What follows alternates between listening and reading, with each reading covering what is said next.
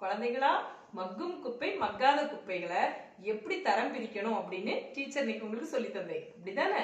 Teacher வீட்டுல நான் எப்படி பிரிச்சு வச்சிருக்கேன் அப்படின்னு காட்டுறேன் பாருங்க. இந்த பாஸ்கெட்ல மக்காத குப்பைகளை போட்டு வச்சிருக்கேன் பாருங்க.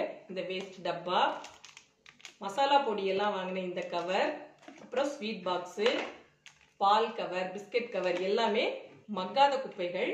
இதையெல்லாம் இந்த பாஸ்கெட்ல போட்டு வச்சிருக்கேன். அப்போ மக்கிற குப்பைகள் எல்லாம் எங்க போட்டு வச்சிருக்கேன் தெரியுமா?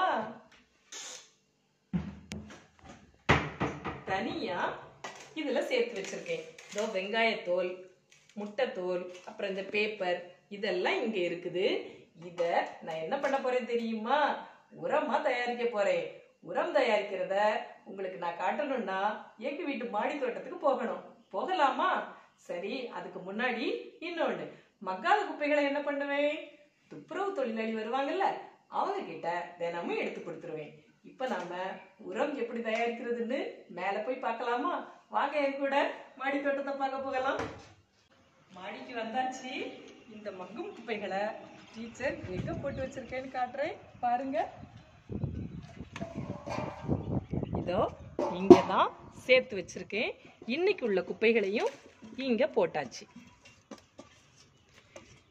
இதுக்கப்புறம் கொஞ்சம் மண் எடுத்து இங்க தூவி விட்டுருவேன். கொஞ்ச நாள் ஆனதும் இது நல்ல உரமாயிடும்.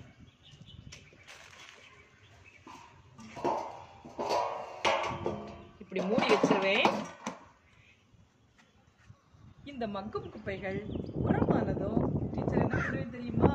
என்னுடைய தோட்டத்துக்கு எடுத்து போட்டுருவேன். பாத்தீங்களா, செடிகள் இவ்வளவு பசுமையா அழகா வளர்ந்துருக்குதுன்னு. எல்லாமே இயற்கை உரம் போடப்பட்டு வளர்ந்த செடிகள். அழகா இருக்குதுல்ல? நீங்களும் இதே மாதிரி மக்கும் குப்பைகளை உங்க வீட்டு செடிகளுக்கு பயன்படுத்துங்க. சரியா?